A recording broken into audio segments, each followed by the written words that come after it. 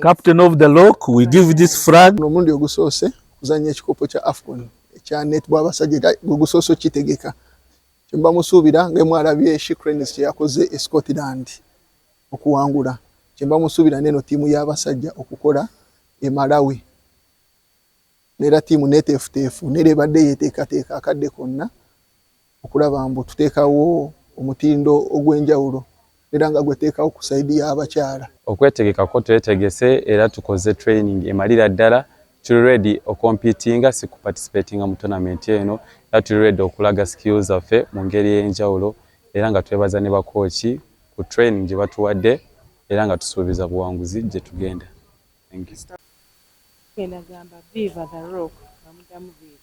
Viva the Rock. Viva. Viva the Rock. Viva. We are here to stay. Amen. Amen.